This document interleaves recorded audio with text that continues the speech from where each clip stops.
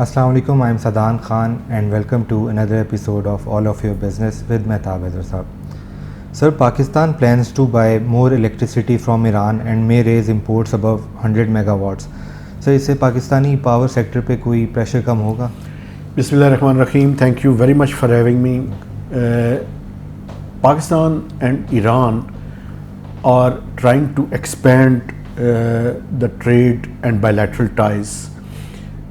और इस सिलसिले में मैं आपको बताऊं कि recently they have met with the Pakistani energy minister where they have decided that currently Iran is providing 100 to 104 megawatt electricity for far-flung areas of Balochistan, especially Gwadar. So the plan is underway whereby Iran is going to provide an additional 100 megawatt to fulfill the requirements of Gwadar. Gwadar is another port city of Pakistan where there is a requirement of electricity. Although the government is exploring other options, but one of the option is to get electricity from the bordering country of Pakistan, that is in this case is Iran.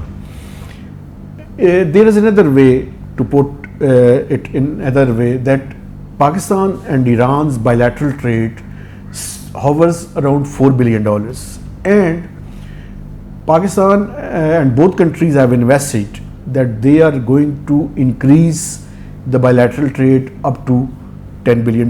But as you know, there are sanctions on Iran.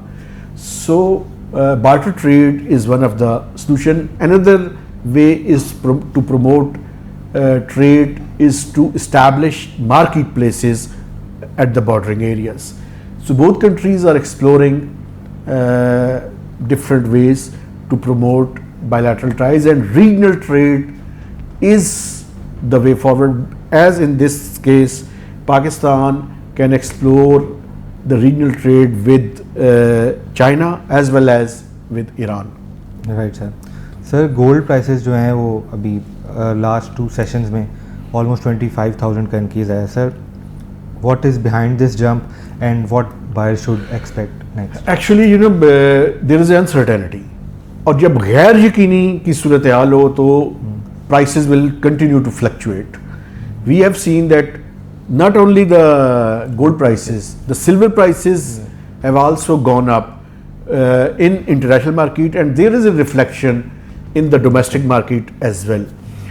तो uncertainty की वजह से जो commodities और ये जो precious stones का sector है, इसकी प्राइस पिछले 1 साल के दौरान फ्लक्चुएट कर रही हैं.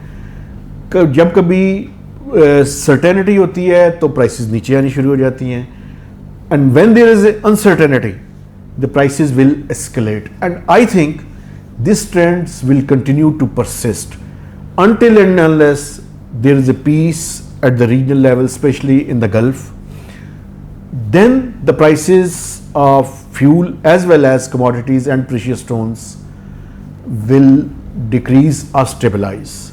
Otherwise, if the uncertainty persists, then these prices will continue to fluctuate.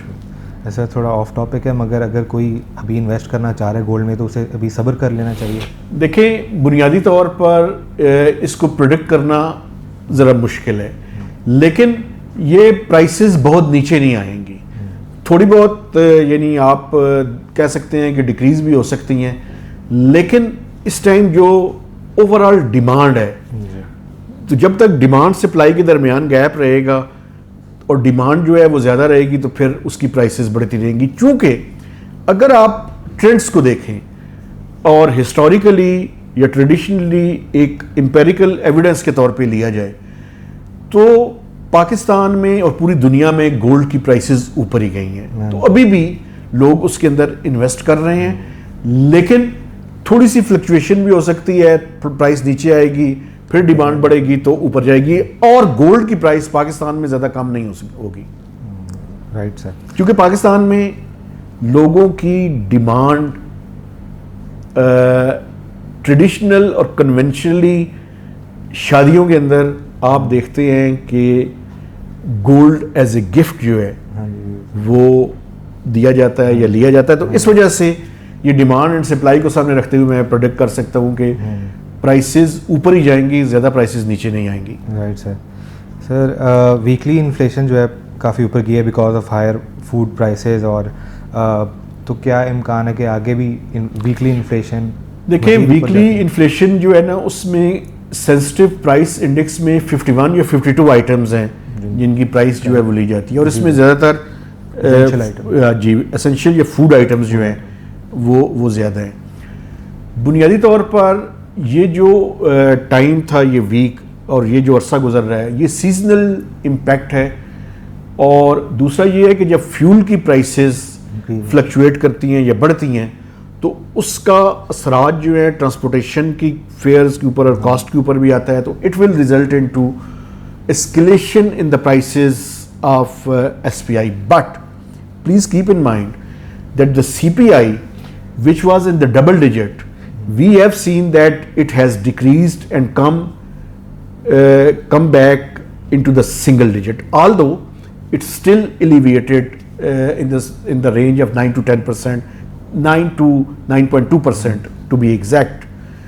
लेकिन ये जो फूड की प्राइसेस हैं, ये अब देखना ये है कि क्या फ्यूल की प्राइसेस इन शॉर्टर टर्म में कम होती हैं जब, और दूसरा सीजनल इम्पैक्ट भी है, क्योंकि आपने देखा है कि अभी रिसेंटली पोटैटोज़ की कीमत बड़ी कम है, लेकिन कुछ और वेजिटेबल्स और ऑनियंस और टोमेटोज़ की कीमत जो है वो ज़्यादा थी, फिर कुछ की कीमत जो है वो कम होनी शुरू हुई। लेकिन ओवरऑल अगर सेंसिटिव प्राइस इंडेक्स को देखें आप, तो उन 51 आइटम्स में से 20 आइटम्स की जो है वो बढ़ी है, कुछ की स्टेबल रही है, और 20 के लगभग ये आइटम्स हैं जिनकी प्राइसेस कम भी हुई हैं। तो ये सीजनल इम्पैक्ट और फ्यूल एडजस्टमेंट दोनों के असरात हैं। अगर जैसे ही क्रॉप आएगी तो आप देखेंगे कि मुख्तलिफ जो कमोडिटीज़ की प्राइसेस हैं वो डिक्रीज होना शुरू हो जाएंगी। Right sir.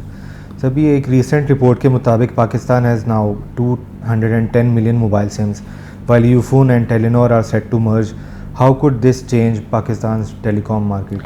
देखिए, पाकिस्तान में जो टेलीकॉम सेक्टर और ख़ासकर मोबाइल की पेनिट्रेशन है, पाकिस्तान की अगर टोटल पॉपुलेशन 240 मिलियन से ज़ायद है तो 210 मिलियन सेलुलर मोबाइल्स के कनेक्शंस हैं, और पेनिट्रेशन जो है वो पाकिस्तान में जो रिक्वायर्ड थी वो उस हद तक जा चुकी है। लेकिन one thing is very crystal clear that there is a need to improve the connectivity, improve the quality of services।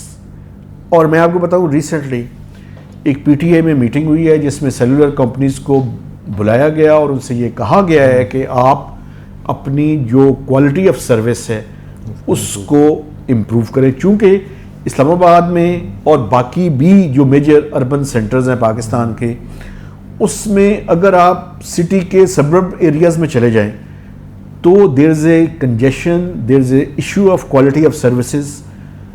तो क्वालिटी ऑफ सर्विसेज को इसलिए भी इम्प्रूव करने की ज़रूरत है कि after the spectrum latest spectrum auction now there is no excuse, but cellular companies are arguing that they are going to import and going to invest around $1 billion in Pakistani market.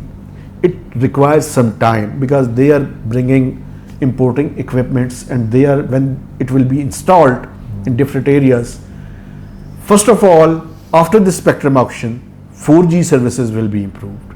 But PTA has given them a roadmap to ensure and operationalize the 5G services in phased manner. So the cellular companies will have to improve the quality of services, although penetration of cellular connectivity has achieved the desired results. Right, sir. Sir, the PSX has gained 3% this week despite Friday's decline. What could drive the market in the coming days? देखें, ये जैसे ही आपने देखा कि जो gulf के अंदर है कुछ सर्टेनिटी आई, और रिसेंटली अभी जो डिक्लेरेशन हुआ है मक्का अकॉर्ड, जिसमें टर्किया, पाकिस्तान और सऊदी अरब ने एक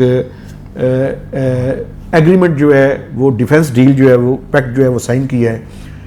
इसके अलावा ईरान और अमेरिका और ओमान के दरमियान भी स्ट्रेट ऑफ हॉर्मुज़ के हवाले से नेगोशिएशंस जारी हैं, जिनमें कुछ 60 दिनों की वो कुछ सीज़ फायर की बात कर रहे हैं।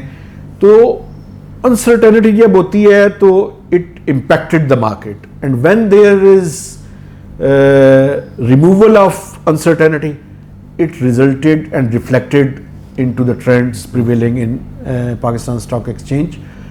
लेकिन ओवरऑल आपने देखा है कि पाकिस्तान की स्टॉक मार्केट जो है वो गेन कर रही है। अच्छा, मुझे एक और बात भी करने दें इस पे।